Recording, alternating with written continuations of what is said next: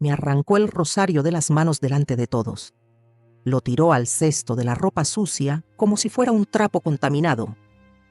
No le enseñes esas tonterías católicas a mi hijo. ¿Para qué? ¿Para que espere un milagro que nunca va a llegar?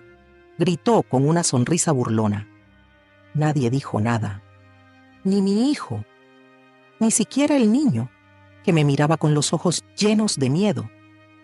Yo no discutí. No supliqué. No lloré. Solo recogí el rosario, lo limpié con el borde de mi blusa y me lo guardé en silencio. A veces el milagro empieza justo cuando todos dejan de creer. Me llamo Consuelo. Tengo 65 años y una espalda que ha aprendido a sostener más silencios que palabras. No soy de hablar mucho, ni de quejarme, ni de exigir. Aprendí desde joven que el respeto no siempre se pide, a veces se gana con la paciencia y otras veces ni así. Fui madre de 2 hijos. Uno ya no está en esta tierra. El otro, mi hijo menor, es padre de un niño que lo cambió todo en mi vida. Un niño que nació sin moverse de la cintura para abajo. Parálisis flácida, dijeron los médicos. Nunca caminará, ni siquiera gateará. Fue una frase que partió algo en la familia y algo en mí también. Mi nuera, desde el principio, no soportó que yo estuviera tan cerca. Yo intentaba no incomodar, ser útil, no meterme. Lavaba platos, cocinaba, ayudaba con lo que podía. Pero cada vez que me veía rezando, bajaba la mirada como si yo estuviera invocando una superstición.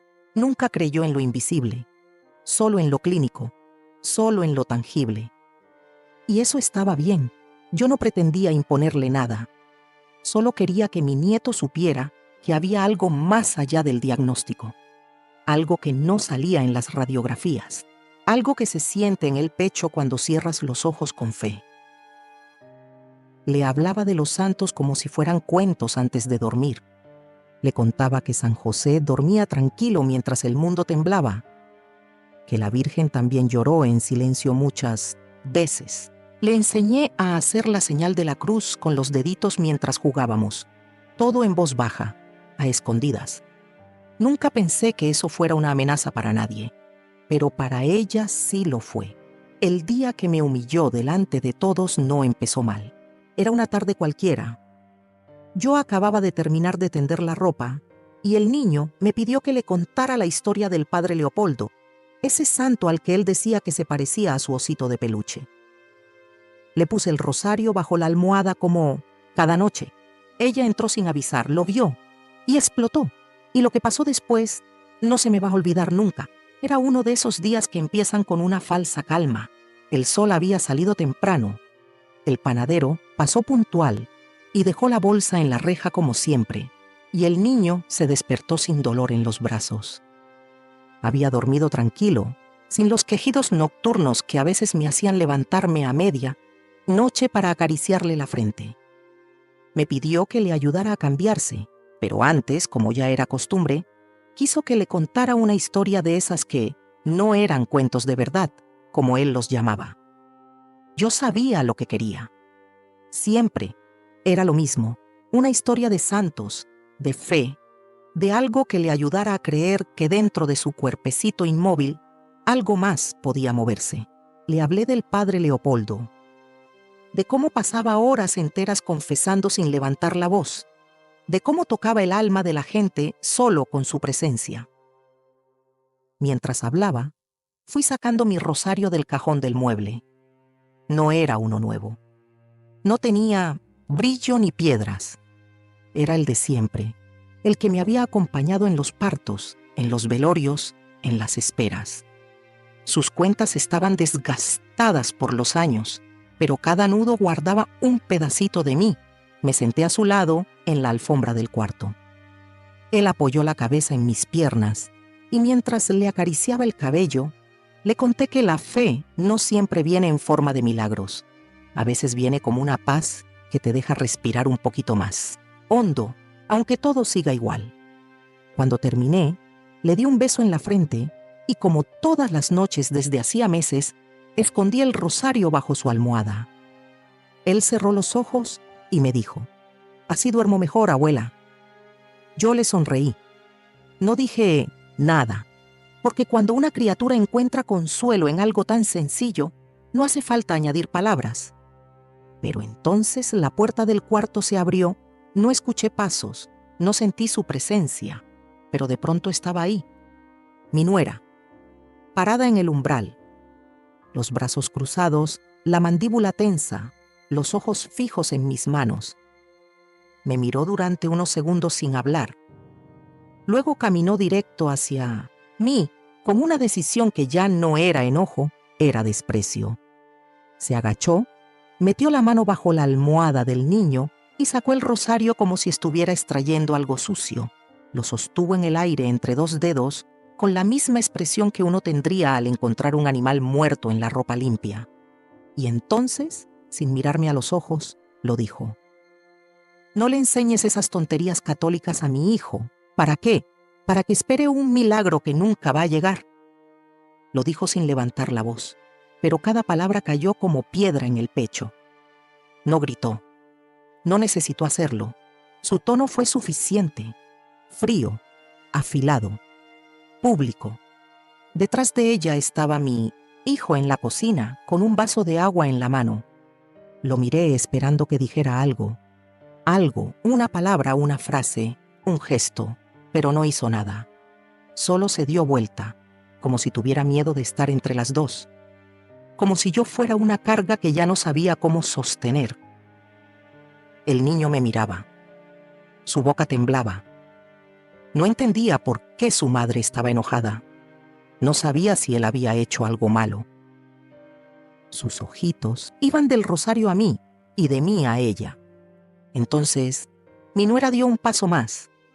Caminó hasta el cesto de la ropa sucia que estaba en la esquina, lo abrió con una mano y tiró el rosario dentro como si estuviera desechando una prenda rota.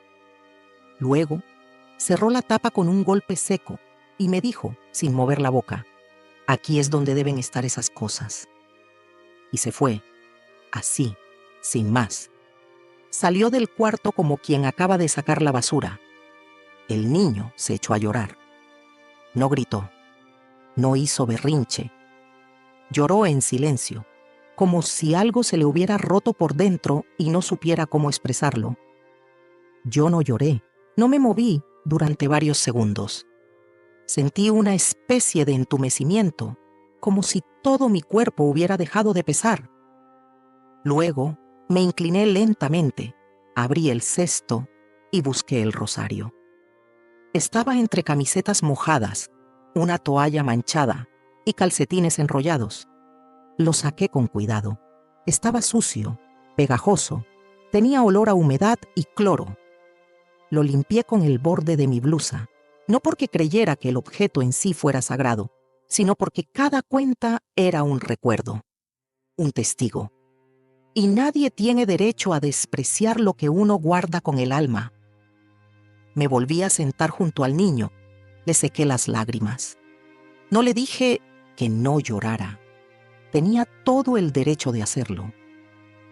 Le pregunté si quería rezar otra vez.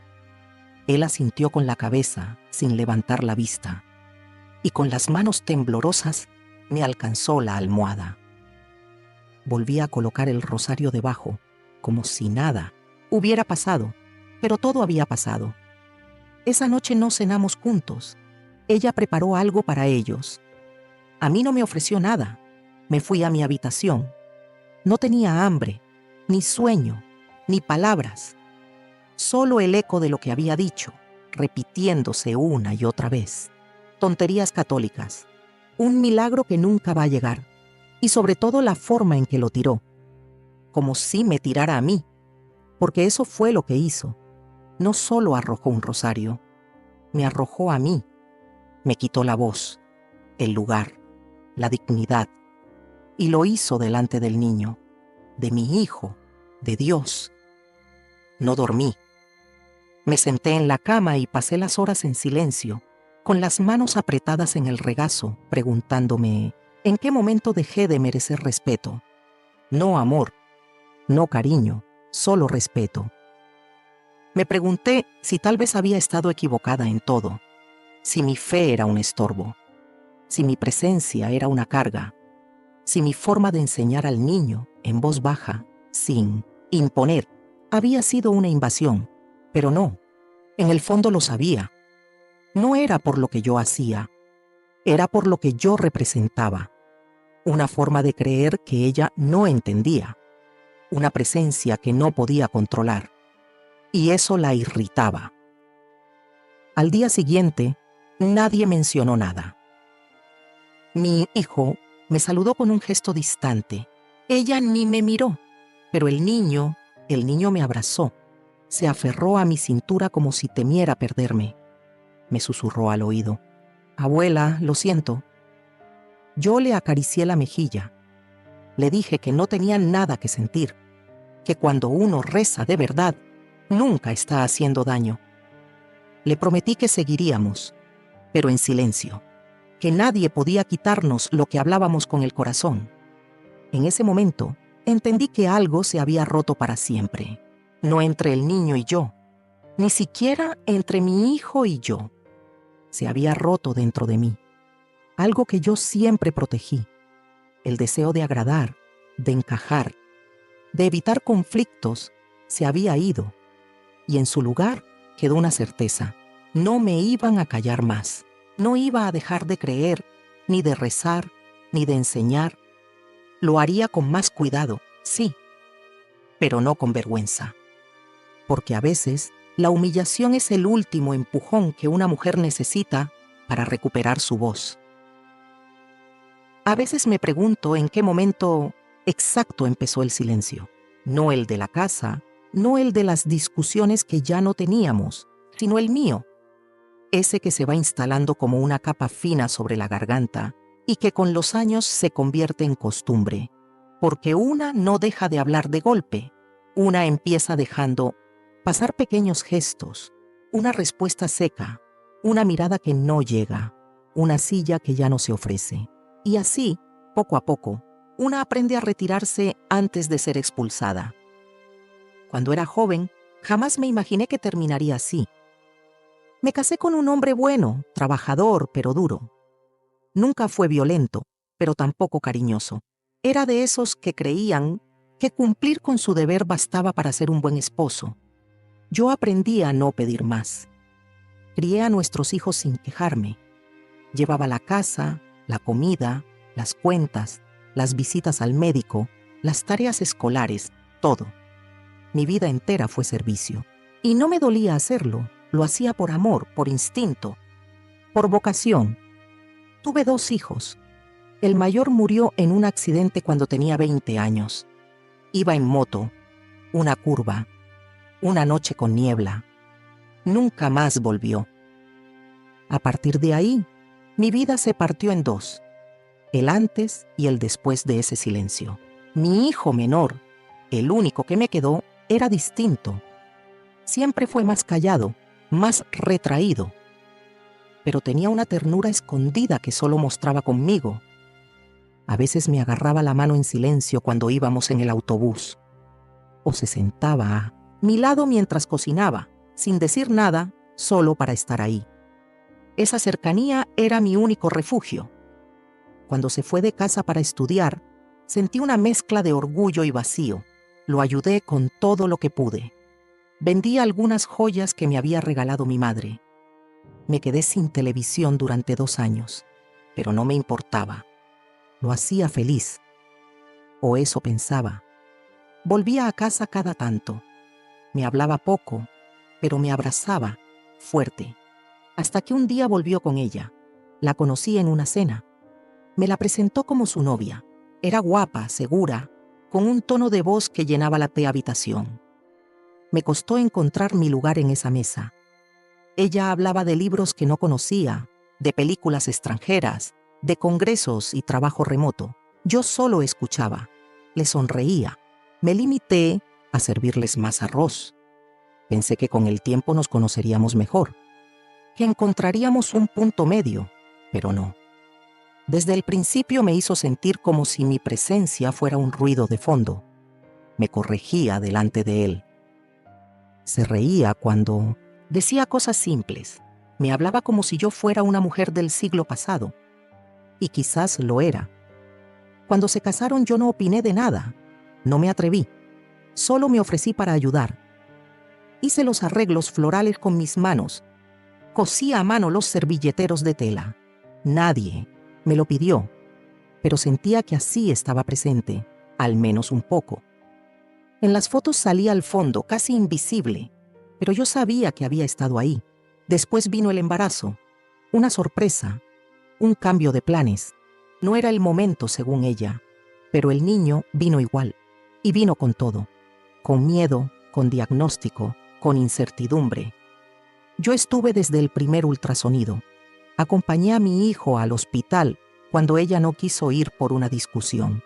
Fui a recoger las sillas especiales que necesitaba.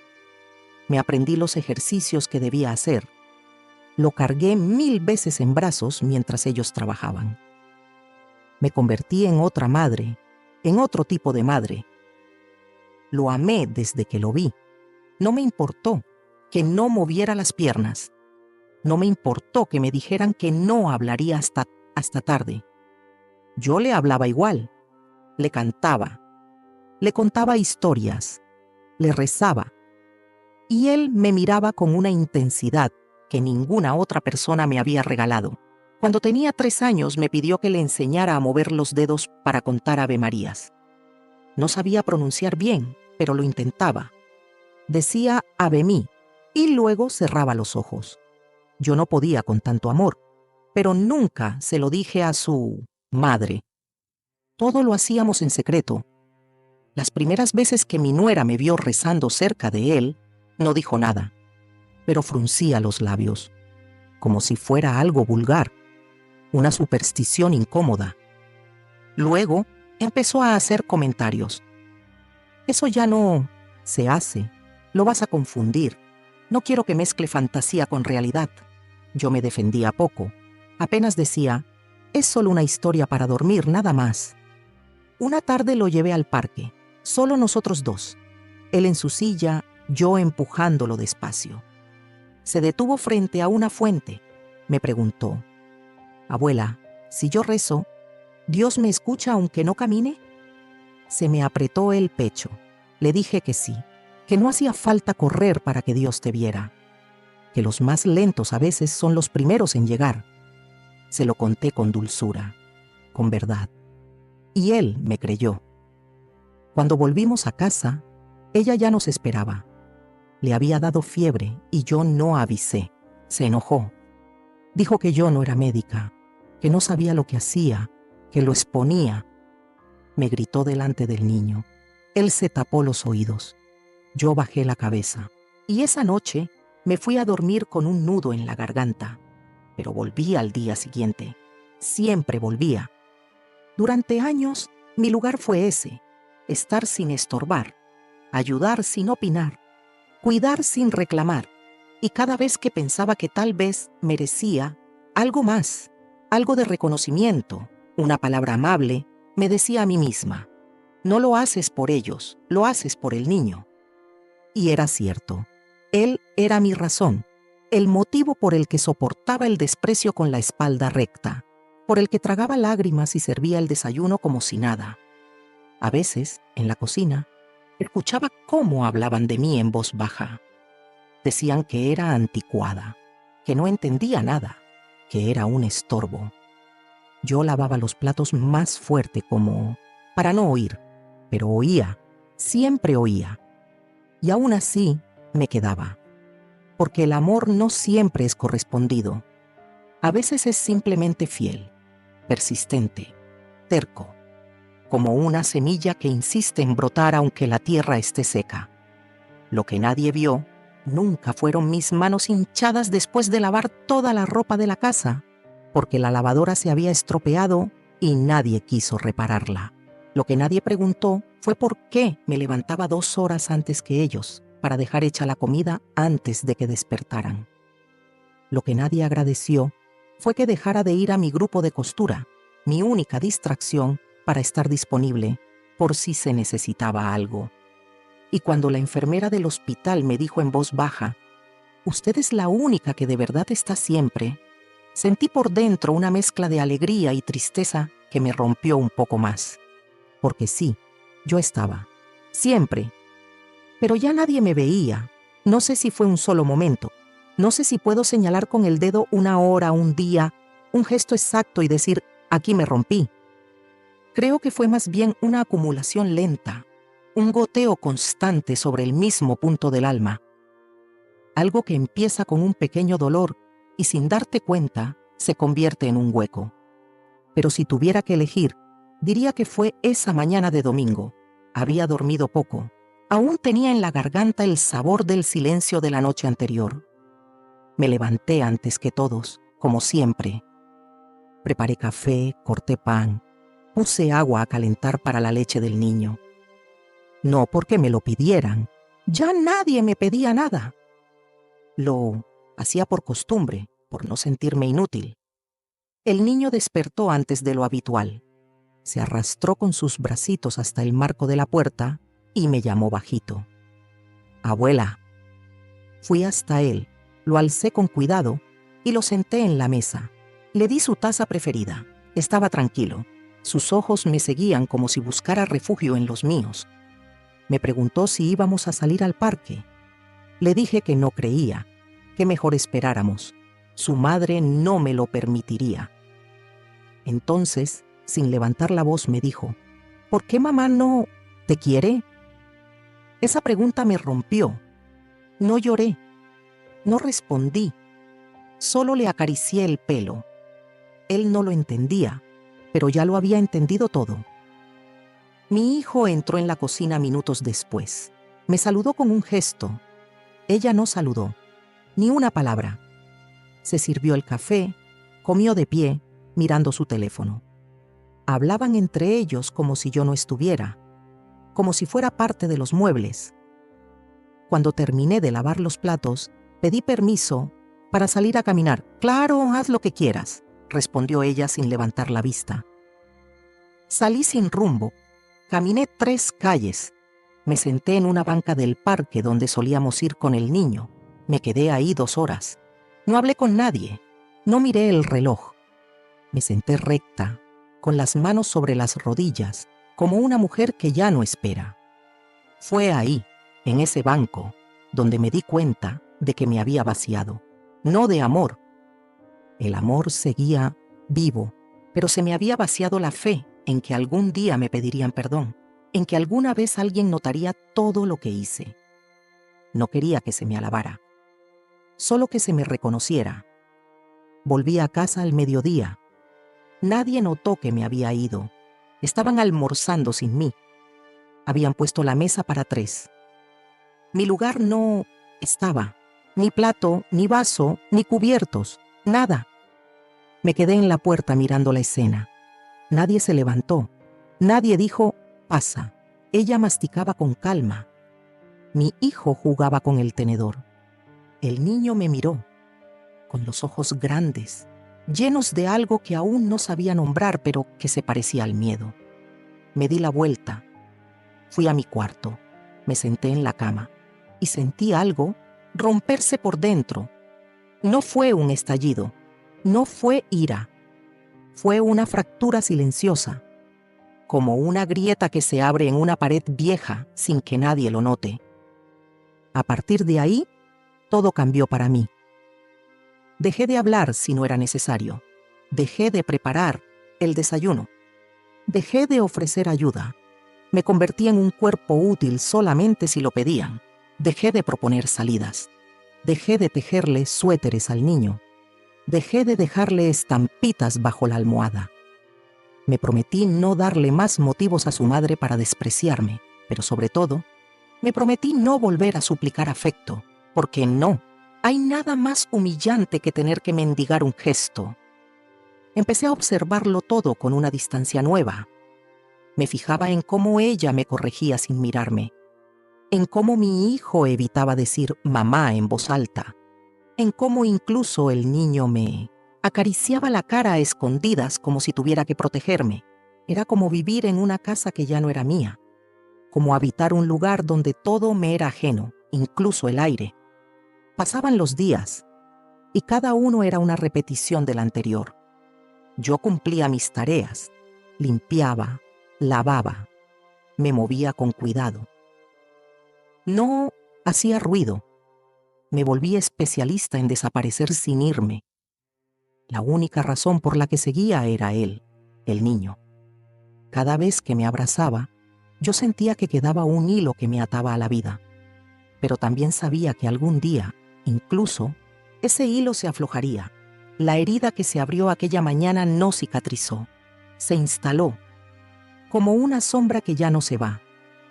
Una mañana, lo escuché decirle a su madre: ¿por qué no dejas que la abuela venga a mi consulta con nosotros? Ella respondió con frialdad: porque no es necesario. Y luego: ya está mayor, se puede quedar. Me lo dijo en la cara, y me dolió más que si me hubiera gritado, porque el tono era seco, no era odio, era indiferencia, el desdén más profundo. Esa noche escribí en mi cuaderno: hoy me di cuenta de que no me quieren, pero más doloroso aún, no me respetan. A partir de ahí, cada frase, cada gesto, cada omisión confirmaba lo mismo. Me estaban borrando, poco a poco, sin violencia, sin escándalo, solo con olvido. Y yo me estaba dejando borrar, porque no me quedaban fuerzas para seguir luchando por un lugar en una casa donde ya no se me quería. Mi hijo lo sabía, pero no hacía nada. Y eso dolía más que las palabras de su esposa, porque él era mi sangre y había elegido el silencio, tal vez por cobardía, tal vez por comodidad, pero el resultado era el mismo. Yo estaba sola, no físicamente, pero sola en mintus entes. Todo lo demás fue ahí cuando dejé de rezar en voz alta, cuando escondí el rosario, cuando empecé a hablar con Dios en pensamiento sin pronunciar palabra, porque sentía que si me escuchaban, me lo arrebatarían también. Hasta mi fe era ahora algo que debía ocultar. Esa es la parte que más me duele recordar. No el desprecio, no las palabras, sino haberme visto a mí misma pidiendo permiso para creer, agachando la cabeza incluso en mi oración, haciéndome pequeña incluso ante lo único que me daba fuerza. No se lo dije a nadie, pero esa fue la noche en que supe que yo ya no era parte de esa casa, que vivía en ella, pero no pertenecía, que solo era tolerada, como un mueble viejo que nadie se atreve a tirar, pero todos desean que desaparezca por sí solo. Y en ese quiebre silencioso nació algo nuevo, no rebeldía, no venganza, sino una verdad clara. Ya no podía esperar nada, no de ellos, no de esa mujer, y quizás ni siquiera de mi hijo, solo del tiempo y de Dios. Aunque tuviera que rezarle sin palabras, no fue un plan, no fue una estrategia. No me levanté un día pensando: a partir de hoy todo va a cambiar. Simplemente dejé de hacer lo que nunca me habían agradecido. Dejé de ser la mujer invisible que resuelve sin que se lo pidan. El cambio fue casi imperceptible, pero en una casa donde todo se daba por hecho, mi ausencia empezó a pesar. La primera vez que no preparé el desayuno, nadie dijo nada. Ella abrió la nevera. Se dio cuenta de que no había leche tibia ni pan fresco. Frunció los labios. Me miró de reojo, pero no preguntó. Me senté en la mesa con mi taza de café y un trozo de pan duro, como si esa hubiera sido siempre mi costumbre. El niño bajó en su silla con la ayuda de mi hijo. Me miró extrañado. «¿No hay galletas, abuela?» Yo le sonreí. «Hoy no, mi amor. Nada más. Ni explicación ni excusa. No porque no quisiera hacerlo, sino porque había comprendido que cada cosa que yo daba, sin ser valorada, era una forma más de desaparecer. Dejé de lavar la ropa de todos. Lavé solo la mía y la del niño. Colgué las sábanas propias en otro tendedero. Comencé a usar mi cuarto como una casa aparte. Cerraba la puerta cuando no estaba con él. Empecé a escribir por las tardes, a leer a salir a caminar, a volver cuando quería. Al principio no se notó, luego sí. Ella empezó a hacer preguntas indirectas. ¿Tú sabes a qué hora volvió tu madre? Le oí decir a mi hijo desde el pasillo. Él no respondió, o no quiso. Yo ya no era parte del núcleo familiar, y eso empezaba a inquietarla. Una tarde llegué con bolsas del mercado. Compré ingredientes que solo yo usaba. Comencé a cocinar solo para mí y para el niño. Platos sencillos, pero con sabor a infancia. Ella cocinaba para los tres, yo para nosotros dos. Mi hijo comía en silencio, a veces con ella, a veces con nosotros. La división se sentía. No se decía en voz alta, pero estaba en cada movimiento. Yo ya no era el eslabón débil, era la pieza suelta que se resistía a encajar. Una noche el niño me preguntó si podía dormir conmigo. Le dije que sí, pero que lo decidiera su padre. Él fue a hablar con él. A los pocos minutos mi hijo vino a verme. ¿Por qué lo estás separando de su madre?, me dijo con el ceño fruncido. Yo lo miré sin temblar. Yo no separo a nadie. Él me pidió quedarse conmigo. Si tú lo prohíbes, lo acataré. Pero no pongas en mí lo que no es mío. Me observó durante varios segundos. Luego bajó la mirada. Haz lo que quieras. Y se fue. La tensión creció. Ella se mostraba más fría que nunca. Cerraba las puertas con más fuerza. Pisaba más fuerte por la casa. Daba órdenes sin mirarme. Me cruzaba en el pasillo sin un gesto. No me saludaba al despertar. Y yo, en cambio, me volvía más serena. No porque no doliera, sino porque ya no dependía de su aceptación. Había cruzado un umbral del que no se vuelve. Uno donde la dignidad empieza a ocupar su lugar. Uno donde el silencio ya no es sometimiento, sino postura. El niño empezó a notar todo. Se volvía más protector. Me ofrecía su vaso de agua si me veía cansada. Me preguntaba si quería que él me leyera. Un día le dolían los brazos, y aún así arrastró su cuerpo solo hasta la cocina para darme una flor de papel que había hecho con la terapeuta. Es para ti, porque ya no sonríes como antes, me dijo. Ese día lloré, pero no delante de él. Fui a mi cuarto y solté las lágrimas más antiguas, las que no salieron cuando me quitaron el rosario, las que no salieron cuando me dejaron. Fuera de la mesa, las que no salieron cuando mi hijo bajó la mirada y se escondió detrás de su mujer. Lloré por mí, pero también por todas las mujeres como yo, que hemos entregado tanto y hemos recibido tan poco. La visita al médico fue otro punto de tensión. Como cada año, había que llevar al niño a su revisión general. Ella asumió como siempre que irían los tres sin mí. Pero el niño preguntó varias veces si yo iría. Ella evitó responder, entonces él me lo pidió directamente. «¿Puedes venir, abuela? Me da miedo ir sin ti». Yo lo abracé y no respondí, porque sabía que eso causaría un nuevo conflicto.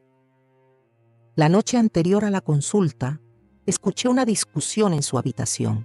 Ella decía, «¿Por qué tiene que ir? Solo va a incomodar». Él respondía bajo.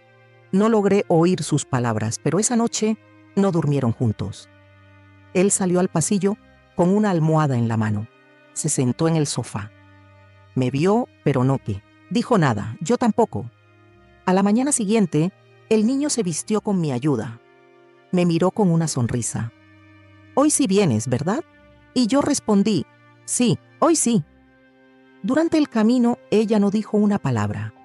Su rostro era una máscara tensa. En el hospital, el niño me agarraba la mano. No la soltó ni siquiera cuando entramos al consultorio. El médico, al verme, sonrió. «Siempre es bueno ver a las que están desde el principio», dijo. Ella se puso rígida. Yo no dije nada, pero el niño sí. Mi abuela siempre está. La vuelta a casa fue en silencio. Esa noche, ella no cenó con nosotros. Se encerró en su cuarto. Mi hijo cenó en silencio. Se levantó antes de terminar. se fue a su estudio. El niño y yo recogimos la mesa. Me miró con ojos grandes. ¿Estás triste, abuela? Yo le acaricié la mejilla. No, estoy en paz. Los días siguientes fueron parecidos. Más silencios, más distancias, pero también más firmeza de mi parte. Me ofrecieron menos cosas, pero yo pedí menos aún. Empecé a salir más, a visitar a una vecina que no veía desde hacía meses, a leer en la plaza, a sentarme al sol. Descubrí que no necesitaba su casa para vivir, solo necesitaba una razón, y mi razón seguía siendo él. Una mañana encontré en el buzón una carta. Venía del colegio. Pedían autorización para que el niño participara en una actividad inclusiva, un festival, una muestra de talentos. Él quería recitar un poema, pero no lo habían inscrito. Fui con la carta a la cocina. La dejé sobre la mesa. Nadie dijo nada. A la semana, él vino llorando. No lo habían dejado participar. Su madre no firmó el permiso. Yo lo abracé con fuerza. Esa noche escribí una carta a la directora. Le pedí una oportunidad. Le conté que el niño tenía un poema preparado, que había ensayado, que merecía estar, y firmé con mi nombre completo. La respuesta llegó en 2 días. Le permitirían participar en la siguiente fecha. Me agradecieron mi compromiso. Me dijeron que el niño hablaba mucho de mí. El día del festival su madre no fue. Dijo que tenía una reunión. Mi hijo tampoco fue. El niño recitó con voz temblorosa. Se equivocó en un verso, pero terminó. Todos aplaudieron. Yo aplaudí con el corazón en la garganta. Me acerqué al final. Le dije, «Lo hiciste muy bien». Él me abrazó, me dijo, «Tú sí me miras». Y esa frase me acompañó desde entonces. Porque en una casa llena de ojos, a veces, el alma de un niño solo se siente vista por quien lo ama sin condiciones. Lo que más me sorprendió no fue el silencio. Ya me había acostumbrado. Lo que me sorprendió fue la incomodidad que generó mi nueva quietud. Como si mi decisión de no intervenir, de no opinar, de no estar siempre disponible, hubiese dejado al descubierto todo lo que antes ocultaba. La primera en notarlo fue ella, mi nuera. Esa mujer que durante años me ignoró como quien evita una sombra en el pasillo. Comenzó a mirarme distinto, no con odio, no con insultos, con desconfianza, como si mi silencio fuera un lenguaje que no entendía y que por eso temía. Dejé de responder a sus comentarios, a sus indirectas, a sus suspiros teatrales. Me limitaba a hacer lo justo, sin añadir, sin restar. Y esa neutralidad, que debería haber sido inofensiva, la empezó a alterar. Notaba en los detalles, en cómo revisaba la bolsa cuando volvía del mercado, en cómo se asomaba a mi cuarto sin motivo aparente, en cómo preguntaba al niño qué hacíamos cuando ella no estaba. Y él, con esa inocencia cruel que tienen los niños, respondía con dulzura. Leemos, o rezamos en silencio, o me cuenta historias de cuando mi papá era bueno. Esa última frase la escuché desde el pasillo. La dijo sin malicia, sin intención de herir, pero la vi. Vi cómo se le tensó la cara, cómo se le escapó el control, y entendí que empezaba hasta a sentirse amenazada. No porque yo hiciera algo malo, sino porque el niño, sin darse cuenta, empezaba a construir un vínculo que ella no podía controlar. Mi hijo, en cambio, tardó más. Seguía viviendo en la cuerda floja entre nosotras dos. Pero algo en él también cambió.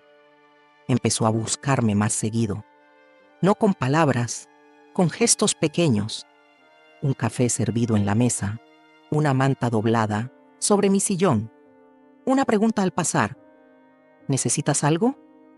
Me sorprendía cada vez, porque durante años no había necesitado nada de mí, o al menos eso parecía. Y ahora, de pronto, parecía darse cuenta de que existía. No le respondía con dureza, pero tampoco con entusiasmo. Mantenía la distancia. no como castigo, sino como protección, porque no confiaba. No después de haber visto cómo me dejó sola tantas veces. Un día, se sentó conmigo en el patio trasero. Habíamos almorzado en silencio. El niño estaba en terapia. Ella en su estudio, trabajando. Él se acercó con una taza en la mano y dijo: «Hace tiempo que no hablamos». Yo asentí. No supe qué decir. He estado pensando en muchas cosas, en cómo eran antes, en cómo estamos ahora. Lo dejé hablar, porque lo necesitaba, y porque yo también lo necesitaba, aunque no lo admitiera. Sé que te hemos hecho sentir fuera de lugar, y sé que tú nunca hayas pedido nada, pero igual lo merecías. Me miró por fin a los ojos. «Perdón, mamá». Esa palabra cayó como una piedra en un lago quieto. No respondí enseguida, porque no sabía si era real, si era profundo, o si era solo un gesto para tranquilizar su conciencia. Lo miré con calma y le dije: «Lo que más me dolió no fue tu silencio, fue que el niño tuviera que ver cómo se puede humillar a alguien sin consecuencias». Él bajó la mirada y no dijo nada más. Esa misma semana me llamaron del colegio. Querían que participara en una reunión especial de abuelos que colaboran en el acompañamiento familiar. La orientadora me dijo: «El niño habla de usted con tanto amor que nos pareció justo reconocerlo». Me costó contener las lágrimas. Acepté. El día del evento me esperaban con una flor de papel y una silla con mi nombre. Nadie de mi familia vino, solo el niño. Y una terapeuta que me agradeció todo lo que hacía.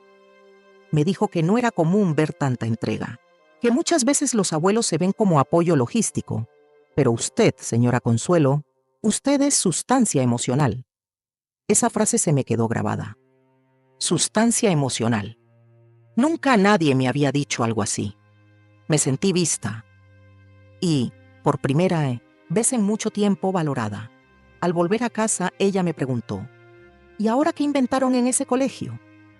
Lo dijo sin mirarme, con un tono que ya conocía. No respondí. El niño le dijo: «La abuela es especial, mamá», lo dijeron todos.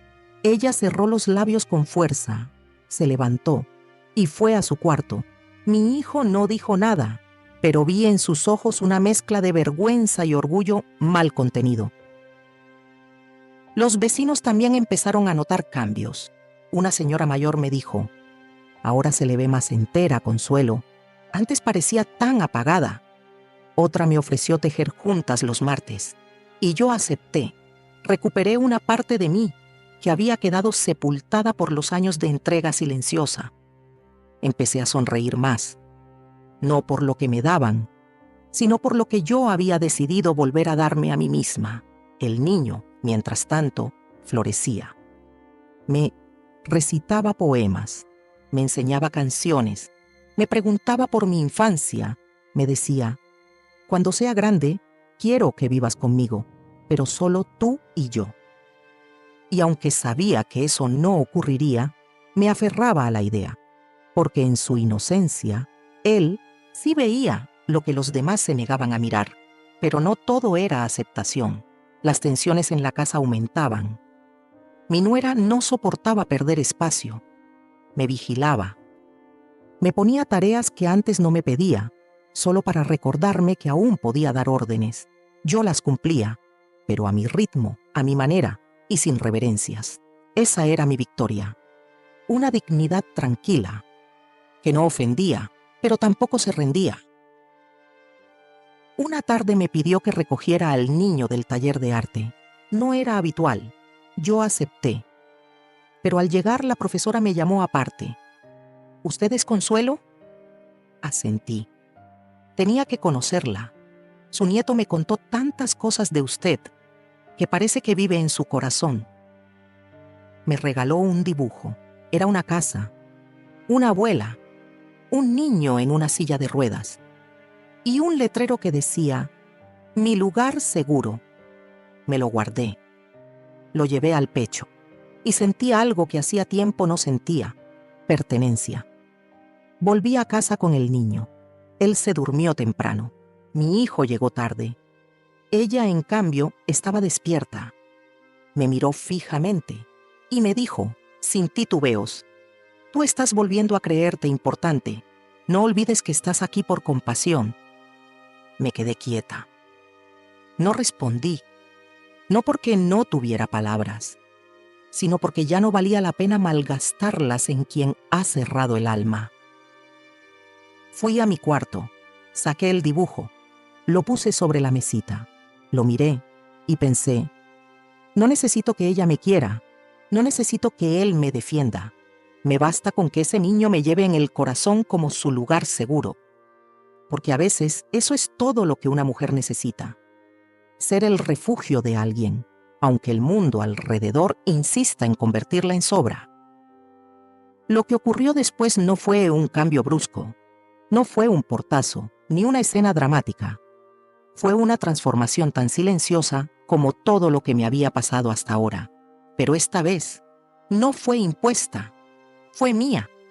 Una mañana me miré al espejo y vi unas ojeras que no estaban ahí el año anterior, unas arrugas nuevas en el cuello, un cansancio que no se borraba con sueño, y una mirada distinta, más firme, más vacía también, pero decidida. Me vi y entendí que no podía seguir esperando a que algo cambiara fuera de mí. Tenía que cambiar yo. La primera decisión fue sencilla. Organicé mis documentos, papeles viejos, recibos, certificados, testamentos, escrituras. Lo hice sin apuro, sin esconderlo, en la mesa del comedor, a plena luz. Mi nuera pasó y lo vio. No dijo nada, pero sé que lo notó. Me senté a hacer una lista. Personas que no veía desde hace años. Lugares a los que me había prometido volver. Trámites que había postergado. Y al final, una pregunta que no había tenido el valor de formular hasta ese día. ¿Qué pasaría si me fuera? No me fui. No todavía.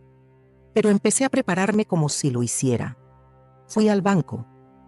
Abrí una cuenta solo a mi nombre. Cambié la dirección de mis correspondencias importantes. Visité a un abogado. Pedí revisar mi testamento. No porque quisiera castigar, sino porque quería asegurarme de que nada de lo que yo había construido con mis manos terminara en las manos equivocadas. Me senté frente al abogado, un hombre, joven, correcto. Me preguntó si tenía dudas. Le respondí, no quiero que nadie que me haya humillado herede nada mío, ni mi cama. Me miró con respeto. Asintió y me dijo que se podía hacer. Luego fui a la notaría. Me temblaban las piernas al entrar, pero no el corazón. Firmé lo necesario.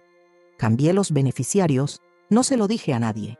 Volví a casa, con la frente en alto. Me senté a tomar un té como si fuera un día cualquiera, pero no lo era. Ese día, sin que nadie lo notara, volví a pertenecerme. La segunda decisión fue más íntima: volver a escribir. Había dejado de hacerlo cuando mi hijo se casó. No había tiempo, no había espacio, no había energía. Pero empecé de nuevo. Compré una libreta nueva, azul, de tapa dura. En la primera página escribí, no me callo más. Cada noche llenaba una hoja, a veces con recuerdos, a veces con oraciones que no me atrevía a pronunciar en voz alta, a veces con preguntas sin respuesta. Pero en cada palabra sentía que me iba reconstruyendo, pedazo a pedazo. Como si me estuviera recogiendo desde adentro, también volví al grupo de costura. Me costó, me daba vergüenza. Pensaba que no encajaría, que ya no sabría bordar como antes. Pero las mujeres me recibieron con una sonrisa. Me ofrecieron hilo. Me dejaron sentarme en la esquina, como antes. Y poco a poco, entre agujas, lanas y cafés tibios, volví a sentirme parte de algo. Volví a reír, a escuchar historias, a contar las mías. No todas, solo las que dolían menos. Una tarde, una de ellas me dijo, «Se te nota en la espalda que estás volviendo a caminar con el alma». No supe qué responder. Pero esa frase se me quedó pegada al pecho. Volví a comprarme ropa, no mucho. Solo un par de blusas, un vestido sencillo. Dejé de usar los restos de lo que había quedado en mi los cajones de mi hijo. Me compré una crema, un lápiz labial color vino. Pequeños actos de amor propio que durante años me parecieron un lujo innecesario. Ahora eran escudos, símbolos, declaraciones mudas de que estaba viva. El niño lo notaba todo, me decía, «Estás más bonita, abuela». Yo le respondía, «Es que me estoy cuidando más». Él sonreía, me abrazaba. Y entonces yo sentía que todo valía la pena.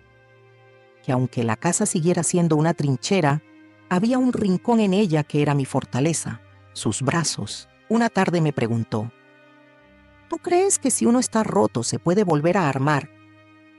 Me quedé en silencio unos segundos y luego le dije, «Sí, pero no igual. Se arma distinto, con otras piezas. Pero también se puede ser feliz así». Él me miró muy serio. «Entonces tú te estás rearmando, ¿verdad?» Le acaricié la cabeza. «Sí, mi amor, justo eso». Empecé a dejar de pedir permiso, a moverme con libertad. Si quería salir, salía. Si quería recibir una visita, avisaba, pero no pedía autorización. Una vez, mi nuera me dijo, «Estás muy ocupada últimamente, ¿no?» No lo dijo con amabilidad. Lo dijo con ese tono pasivo, agresivo que le conocía tanto. Yo la miré y le respondí, «Sí, y eso me hace bien». Fue la primera vez que vi su desconcierto, no por mis palabras, sino porque no discutí. No pedí perdón, no expliqué nada. Mi hijo, por su parte, comenzó a quedarse más tiempo en el patio. No entraba a su cuarto enseguida. Se sentaba en el borde del escalón. Fumaba en silencio. A veces me encontraba escribiendo y me preguntaba, «¿Qué escribes tanto?» Yo le respondía, «Todo lo que callé durante años». No se atrevía a decirme nada, pero a veces se quedaba ahí, como si necesitara estar cerca, como si quisiera volver pero no supiera cómo. Yo no le cerraba la puerta, pero tampoco lo invitaba a entrar. Esa etapa para mí había pasado. El niño seguía creciendo. Su cuerpo seguía limitado, pero su mente era un faro. Leía solo, dibujaba historias, cantaba con una voz pequeña pero firme. Me decía que cuando creciera iba a escribirme un libro. Se va a llamar La abuela que me salvó el alma. Yo me reía, pero por dentro lloraba, porque nadie me había salvado el alma a mí, excepto él. Mi espacio en la casa dejó de ser tolerado. Empezó a ser incómodo para ellos, pero no podían echarme. No podían expulsarme sin quedar expuestos, y eso los desgastaba. Ella me evitaba más. Mi hijo callaba más, pero el niño me amaba más. Y eso me bastaba. Una noche soñé que caminaba sola por un campo de tierra agrietada. No había flores, no había árboles, solo viento y polvo. Caminaba descalza, pero no sentía dolor. Al final del campo había una puerta, solo una puerta, sin paredes. Me acerqué, la abrí, y del otro lado había luz. No una luz religiosa, no una visión, solo claridad, como si por fin pudiera ver todo lo que estaba detrás de la oscuridad. Desperté con el corazón agitado, pero en paz. Era una señal, no de Dios, de mi propia conciencia, de que estaba lista, no para irme, no todavía, sino para decidir, para trazar el último tramo de esta historia por mí misma, sin esperar permiso, sin miedo. No esperaba nada. Lo digo con la calma de quien ya no tiene el corazón sujeto a promesas. Había aprendido a no hacerme ilusiones, a no contar los días, a no esperar que algo cambiara porque sí. Me había acostumbrado a vivir en ese intervalo extraño entre el amor y la indiferencia, donde lo único verdadero era el niño y lo que nacía entre nosotros. Esa mañana, la del hospital, era una más. Marzo otra vez. La misma revisión que hacíamos cada año, misma ruta, Misma sala de espera, misma carpeta con el mismo diagnóstico, parálisis flácida desde el nacimiento, sin intervención, sin cirugía, sin esperanza de movilidad. Todo eso ya lo sabíamos. Lo había oído tantas veces que las palabras ya no dolían, solo pesaban. Salimos, temprano. Ella manejaba como siempre. Él iba en el asiento trasero con el niño. Yo, al lado, mirando por la ventana. El silencio era espeso, como una película vieja que nadie se animaba a cortar. El niño jugaba con los dedos. Me miró por el retrovisor, me guiñó un ojo. «Hoy no me da miedo», me dijo bajito. Le sonreí. No respondí. Guardaba el rosario en mi bolso. No se lo puse bajo la almohada esa noche como antes. Pero lo llevaba conmigo. No como amuleto, no como promesa, solo como recuerdo de todo lo que habíamos compartido en secreto. Entramos al consultorio. El doctor era el mismo de siempre. Un hombre bueno, cansado, pero amable. Saludó al niño con una palmadita. Abrió la carpeta. Repetimos los protocolos. Lo acostó en la camilla. Le pidió que estirara los brazos. Lo hizo. Que girara el cuello. También. Hasta ahí todo igual. Luego le pidió que intentara mover las piernas, como siempre. Un gesto simbólico, casi una rutina sin sentido. El niño bajó la vista, respiró hondo, y entonces ocurrió. No hubo música, no hubo luz celestial, no hubo viento, solo el roce de los pies del niño bajando de la camilla. Tocaron el suelo. Los dos. Se sostuvo con los brazos sobre el borde. Nos miró, primero a mí, luego a su padre, luego al médico, y sin ayuda dio un paso, uno, luego otro, y un tercero, sin bastón, sin soporte, sin previo aviso. Caminó solo, por primera vez. Desde que nació, el médico dejó caer la carpeta. Se quedó quieto, se acercó, lo tocó. Le pidió que levantara una pierna. Lo hizo, la otra también. El doctor comenzó a examinarlo con rapidez. Se agachó. Le golpeó las rodillas buscando reflejos. Lo subo, lo giró, lo sentó, lo volvió a levantar. El niño obedecía sin temor. No entendía lo que pasaba. Solo sonreía. Yo me quedé congelada, de pie, con las manos en la boca. Lloraba, pero no hacía ruido, no podía. Era como si todo el cuerpo me hubiera pedido guardar silencio, porque lo que estábamos presenciando no se debía romper con palabras. Ella estaba pálida, sentada en la silla, las manos juntas, los ojos abiertos como si el aire se le hubiera detenido en el pecho. No dijo nada. Mi hijo estaba de pie, pero no se movía. Era como si necesitara que alguien le explicara qué estaba viendo. El doctor volvió a mirarme. Me dijo con voz rota: «Esto no tiene explicación médica. No hay antecedente, no hay tratamiento, no hubo intervención. Esto no es posible». Y en ese momento el niño me miró, se acercó, caminando, apoyó su frente en mi estómago, me abrazó. Me dijo en voz baja: «Abuela, yo sabía que sí se podía». Yo no respondí, solo le acaricié el pelo. Y dentro de mí, una voz muy antigua, muy honda me dijo: «Esto no es un regalo para ti, es un testimonio.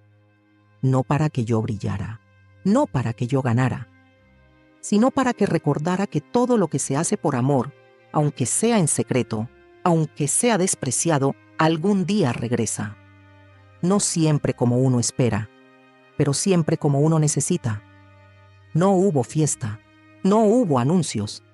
Volvimos a casa en silencio. Ella no habló. Él no dijo nada.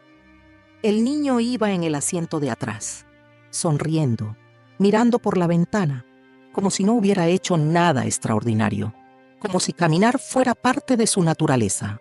Yo, en cambio, sabía que algo se había quebrado. No en mí, en ellos. A partir de ese día, las cosas cambiaron. No de golpe, pero cambiaron. Ella ya no me miraba igual. Ya no hablaba con ese tono altivo. Ahora hablaba poco. Me evitaba. Me servía la comida sin mirarme, como si tuviera miedo de que yo dijera algo. Pero no dije nada, porque no necesitaba decirlo. Porque el milagro no era una revancha, era una confirmación. Mi hijo comenzó a buscarme más seguido. Me preguntaba si necesitaba algo. Me ofrecía llevarme a los mandados. Me dejaba notas en la cocina. Pero yo ya no estaba esperando eso. Lo agradecía, pero no lo necesitaba, porque ya no tenía la herida abierta. Ya no esperaba reconocimiento. Ya no mendigaba atención. El niño, ese sí que cambió. Empezó a correr, despacio, con torpeza, pero correr. Saltaba con un pie primero, luego con los dos. Me decía, ¿ves, abuela? Sí se puede. Y cada vez que lo hacía, yo cerraba los ojos. Agradecía, pero no con palabras, sino con el alma. Una tarde, él me preguntó si podía contarle a sus amigos que fue el rosario el que lo ayudó. Yo le dije, no fue el rosario, fue tu fe. El rosario solo te recordó que no estabas solo. Él lo pensó y me dijo, entonces lo voy a guardar siempre, para que nunca se me olvide, y lo hizo. Hasta el día de hoy lo lleva en su mochila, aunque ya no lo necesite, aunque ya nadie se burle. Porque ahora él sabe que lo invisible no es débil, solo es más profundo. Hoy, mientras escribo estas líneas, ya no vivo en esa casa. Me fui. No por enojo, sino porque era hora. El niño me visita cada semana. Me llama, me cuenta, me abraza, me dice que soy su milagro. Y yo le digo que él es mi verdad, porque eso es lo que queda al final, la verdad. La que nadie ve, la que se construye en silencio, la que no necesita testigos, la que no busca aplausos, solo sentido. Y si alguna mujer al escuchar esta historia siente que ha sido invisible, humillada o callada, le digo desde lo más profundo, no estás sola. Lo que haces en secreto, el cielo lo escucha. Lo que das sin recibir, la vida lo guarda. Y aunque hoy no lo veas, el milagro ya empezó, solo que aún no ha dado su primer paso.